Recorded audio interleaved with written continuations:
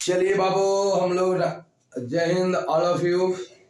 तो चलो आज हम लोग क्या करने वाले हैं, 5 नंबर या क्वेश्चन है जो इलेक्ट्रोस्टैटिक्स का लास्ट करने वाले। क्लियर करने वाले आपका लास्ट क्वेश्चन है कि इस क्वेश्चन के रूप में रहेगा VVI रहेगा, MVI रहेगा, सब ही रहेगा। क्लियर। देखिए आपके पास क्वेश्चन बोला गया चला कि भाई गॉस के नियम का प्रयोग कर, क्या कहना है, क्वेश्चन का कहना है कि गॉस के नियम का प्रयोग कर कूलम के नियम को सत्यापित कीजिए। क्या करना है, बोला गॉस का नियम के सहायता से उस नियम के द्वारा उस नियम के प्रयोग करके कूलम के नियम को आप लाइए। कूलम का नियम बताता चला कि दो आवेशों के बीच लगने वाला जो बल होता है दोनों आवेशों के परिमाणों के गुणनफल के समानुपाती होते हैं और उनके बीच की दूरी के वर्ग के व्युत्क्रमानुपाती होते हैं। ये हमारा कूलम लॉ है। क्लियर। तो ये कूलम लॉ को हमें साबित करना है गॉस के नियम के द्वारा। गॉस का नियम कहता है चला कि किसी भी बंद सतह से उत्पन्न जो कुल विद्युत फ्लक्स होता है उस सतह द्वारा घिरे गए कुल आवेश का 1/ε0 गुना होता है। क्लियर है। ये आपका दोनों नियम है, इसी के द्वारा हमें गॉस का नियम का प्रयोग करना है, कूलम के नियम को प्रूव करना है। बहुत इंपॉर्टेंट है, MVI है, हम लोग करते हैं। क्लियर। आराम से घर में कीजिएगा, यहाँ पर पहले समझ लीजिए, अपना घर में 2-4 बार कर दीजिए। देखिए चला क्वेश्चन पढ़ लीजिए। बोला गया क्वेश्चन लिखा हुआ है गॉस के नियम का प्रयोग कर कूलम के नियम को सत्यापित करें। देखो चला हमें भाई गॉस का नियम का प्रयोग करना है, कूलम के नियम को लाना है। उसके लिए हमें काम करते हैं चला, सबसे ले मानते हैं। सबसे पहला काम है कि मान लो कि कहीं पर कोई आवेश रखा हुआ है Q1। क्या मान ली, कोई भी एक आवेश मान लो। क्लियर है।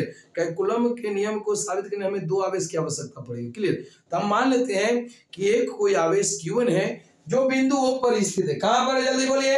एक कोई आवेश है Q1, जो भी नाम दे सकते हैं, Q1 Q2 हम लोग लेते हैं कूलम के नियम को प्रूव करने के लिए, इसलिए यहाँ पर भी Q1 और Q2 ही लेंगे। अभी तत्काल मान रहे भाई कि माना कि कोई आवेश Q1 है जो बिंदु O पर स्थित है। कहां पर, देखिए फिगर समझ लीजिए, ऊपर में काहे लिखे देख लीजिएगा। माना कि बिंदु O पर यहाँ पर कोई आवेश एक रखा हुआ है Q1। अब चला उसके कारण R दूरी पर हमें पहले विद्युत क्षेत्र की तीव्रता निकालो। अगर भाई विद्युत क्षेत्र की तीव्रता निकल जाएगी तो वहां पर हम विद्युत बल निकाल लेंगे, मतलब कूलम का नियम प्रूव कर सकते हैं। क्लियर। अब चला हमें इस बिंदु पर इससे R दूरी पर हमें इलेक्ट्रिक फील्ड निकालने के लिए R त्रिज्या का एक गोलीय गॉसीय सतह लेते हैं। क्या लेते हैं, बोलिए। जितना या इस आवेश से जितना दूरी पर आपको विद्युत क्षेत्र की तीव्रता चाहिए यानी विद्युत क्षेत्र चाहिए उतना त्रिज्या ले लो, उसके गोल गल एक फेरा लगा दो, आपका एक गोलाकार आपके पास गॉसीय सतह लेना है। क्लियर। उसको हम गॉसियन सरफेस करके यहाँ पर नाम लिखा हो। क्लियर। अब चला अब यहाँ पर विद्युत क्षेत्र की तीव्रता निकालने लिए चला गॉस का नियम बता चला कि किसी सतह से उत्पन्न जो विद्युत फ्लक्स होते हैं चला वो आपके पास घिरे गए कुल आवेश का 1/ε0 गुना होता है।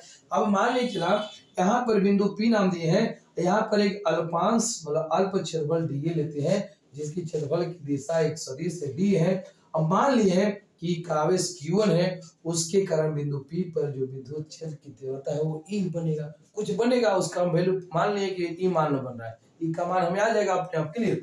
अब चला यही आपको यहाँ पर लिखा हुआ चला कि बिंदुओं पर कोई आवेश है Q1, इसे R दूरी पर विद्युत क्षेत्र की तीव्रता ज्ञात करने के लिए R त्रिज्या का गोलीय गॉसीय सतह लिया जाता है। लेने तो क्या होगा, बाय गॉसेस लॉ, टाइम ज्यादा नहीं वेस्ट करना चाहिए। बाय गॉसेस लॉ, गॉस का नियम बताता है चला कि आपके पास जो टोटल विद्युत फ्लक्स बनेगा उस सतह के अंदर जो आवेश होगा उसका 1/ε0 गुना होता है। अब यहाँ पर लिखते चला बाय गॉसेस लॉ। क्या बात करेंगे बाबू, बाय गॉसेस लॉ बोलेंगे, मतलब गॉस के नियम से।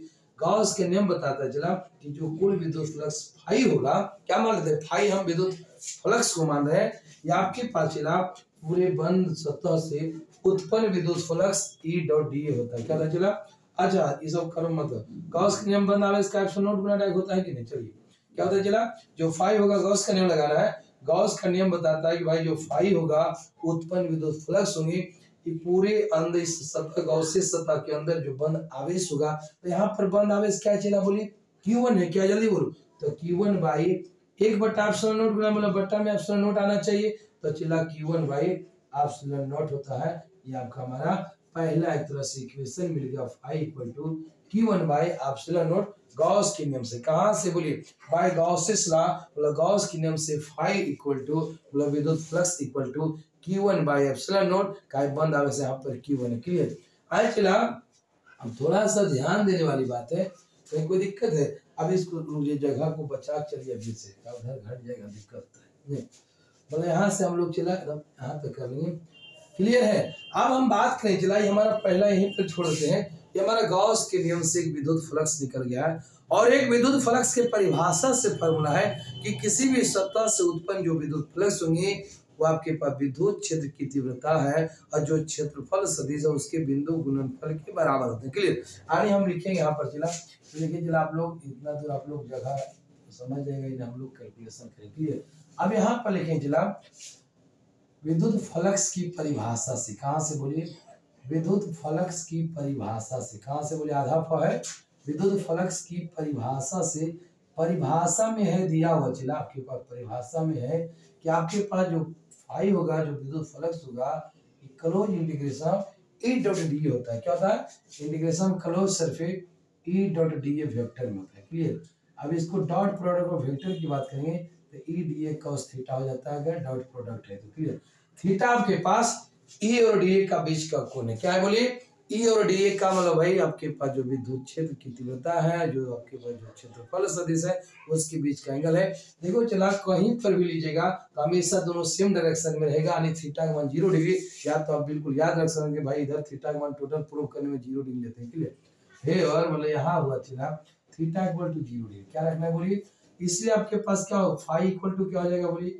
इंटीग्रेशन ऑफ क्लोज सरफेस, याद हो चला E डी cos 0 डिग्री। क्या रखना है बोलिए? 0 डिग्री। आप थोड़ा सा फाई इक्वल टू कैलकुलेट करना है, ई आपको बाहर ले आइए, आपके डी का इंटीग्रेशन और cos 0 का मान 1। क्लियर? अब हम बात करें आगे कैलकुलेशन करना है, ई डी का इंटीग्रेशन हो गया। ए है क्या?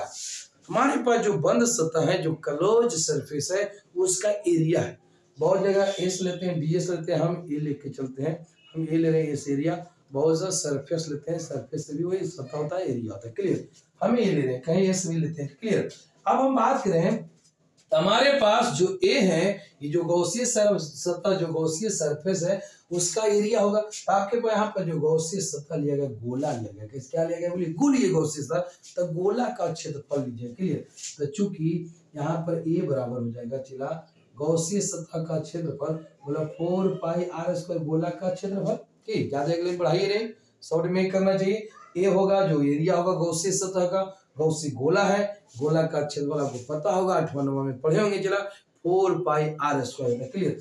इसीलिए बात करते चला कि फाई इक्वल टू हो जाएगा ई ए का मान 4 पाई आर स्क्वायर। क्लियर? यहाँ तक आपका इक्वेशन थर्ड आ गया। क्या आ गया चला? सॉरी, इक्वेशन सेकेंड आ गया। क्लियर? अब हम बात करते हैं चला, देखिए ई भी आपके पास फाई इक्वल टू है, मतलब कुल उत्पन्न विद्युत फ्लक्स, ये भी विद्युत फ्लक्स बता रहे हैं। तो हम चाहेंगे तो चला, चाहे तो आप चाहे दोनों को आप इक्वेट कर सकते हैं। क्या दोनों विद्युत फ्लक्स ही बता रहा है, ये गॉस साहब बता रहे हैं, आपका परिभाषा से आ रहा है, दोनों एक ही सतह से उत्पन्न विद्युत फ्लक्स है टोटल, तो ये दोनों बराबर होगा, इसीलिए आपको दोनों फाइव नाम भी दिए। अब हम क्या करेंगे, दोनों को इक्वेट करना है direct from equation first and second. क्या लिखेंगे बोलिए? From equation first and second, मतलब समीकरण 1 और 2 से इन दोनों का इक्वेट कर लीजिए। ई निकाला है जिसको पहले इसी को लिख देते हैं, यानी E into 4 pi R square equal to हो जाएगा Q1 by epsilon not. Clear? देख लो, मिला लीजिएगा, दोनों बराबर कर दिए। अब चला करना क्या है, ई निकालना है। क्या करना है बोलिए? ई आपको अगर निकालना है तो हमको ई निकालना है। चला जगह को थोड़ा हो जाएगा, जो भी घट जाएगा, में भी इससे घटे की स्थिति नहीं है। चलिए जगह बचा के चलते हैं, अब ये से है कि नहीं, चलिए है कि नहीं, सुन लो। कल झप गया था चला इसके पहले वाले वीडियो में, उसके लिए हम जगह को अभी से तैयार कर करते हैं। ठीक, अब हम बात करते हैं चला, क्या बात करेंगे बोलिए? बोर्ड है जो छोटा नहीं होता है। चलिए अब हम बात करेंगे, ई बराबर क्या हो जाएगा चला?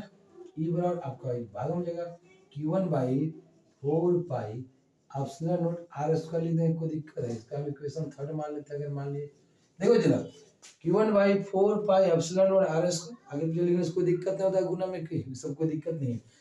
आने का मतलब चला कि बिंदु P पर हमें विद्युत क्षेत्र की तीव्रता पता हो गया है, इतनी बन जाएगा लगता है। अब हमें निकालना है कूलॉम का नियम, मतलब दो आवेश के बीच लगने वाला बल। आए चला, जो यहाँ पर विद्युत क्षेत्र पता है, तो यहाँ पर अगर आप कोई दूसरा आवेश रखेंगे तो उस पर बल लगेगा। मान लेते हैं इस पर दूसरा आवेश Q2 रखें, क्या रखें बोलिए। मान ले बिंदु P पर अन्य आवेश Q2 को रखा जाता है, क्या लिए, माना कि बिंदु P पर क्या लिखेंगे बोलिए, बिंदु P पर कोई अन्य आवेश, क्या लिखेंगे, कोई अन्य आवेश Q2 रखा जाता है, मान ली क्लियर है, रखा जाता है, तो Q2 पर आरोपित बल, तो Q2 पर आरोपित बल क्या निकालेंगे चलो कि कितना बल लगेगा अगर उसको रखेगा तो। आरोपित बल इस प्रकार होगा ना, इस प्रकार होगा, मान लेते हैं चला कि Q2 पर जो बल होगा इस प्रकार होगा, क्लियर दिखाई देता होगा, यहाँ पर इस प्रकार लिखा हुआ है, सुन लो इस प्रकार होगा। जब किसी आवेश को किसी विद्युत क्षेत्र में जब रखेंगे तो उस पर जो बल F बराबर होता है Q इंटू E होता है, आवेश गुने विद्युत क्षेत्र की तीव्रता, यानी F जो होगा चिला Q इंटू E, Q मतलब जो आवेश को रखे, आवेश किसको रखा गया, Q2 को, तो Q2 इंटू E हो जाएगा, क्या हो जाएगा बोलिए, Q2 इंटू E। जिस विद्युत क्षेत्र में जिस आवेश को रखेंगे इन दोनों को गुना कीजिएगा, आपका बल निकल जाएगा उस आवेश पर, क्लियर। अब समीकरण 3 से रख दीजिए, आपका आंसर चलेगा। फ्रॉम इक्वेशन थर्ड F बराबर चला Q2, E का मान बोलिए Q1 by 4 pi epsilon not R, सही बात है कि।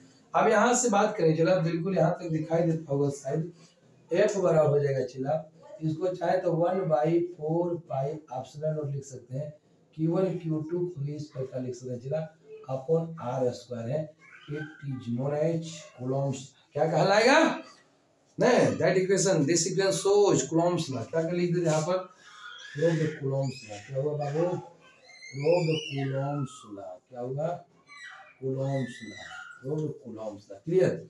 कहीं कोई दिक्कत देख लेते चला, अगर आप कहीं घबरा हुआ तो अभी हटाएंगे, बिल्कुल क्लियर हो जाएगा। चलिए मात्र इतना करना पड़ेगा, कुछ नहीं करना है, गॉस का नियम लगाना है, फिर विद्युत फ्लक्स का परिभाषा लगाना है, दोनों को इक्वेट करना है, ई निकालना है, अन्य आवेश Q2 मान लेना है, कोई दूसरा आवेश मान लीजिएगा, दोनों आवेश के बीच लगने वाला बल का फॉर्मूला लगाइए, आपके कूलम्ब का नियम चलेगा, कूलम्ब का नियम ही बताता चला F equal to 1/4 pi epsilon naught into Q1 Q2 upon R square, ये हमारे पर प्रूव हो गया है। आपको बाकी सब पता है, एप्सिलॉन नॉट आपके पर निर्वात की विद्युतशीलता होती है, दोनों आवेश R है, दोनों आवेश के बीच की दूरी हो गई देखिए, यहाँ है यहाँ पर Q2, इसलिए चलिए बिल्कुल टाइम को बचत करना एक सेकंड महत्वपूर्ण है चला, इसलिए हम टाइम को बचा कर चलते हैं। आप भी बिल्कुल वीडियो को देखिएगा, इसको 2-4 बार कीजिएगा, बहुत इंपॉर्टेंट है, बहुत इंपॉर्टेंट है, मतलब बिल्कुल चांस है कई एक बार से, कई एक साल से तो नहीं पूछा गया, पूछ सकता है एज क्वेश्चन के रूप में है। चलिए ऑल द बेस्ट, मेहनत कीजिए, अपना पढ़ते रहिए, टाइम को बर्बाद नहीं, बचा कर रखना है। चलिए थैंक यू, बाय। नहीं जब आज नहीं जब है ना, चलिए यहीं पर रहने देते हैं, चलो बाबू।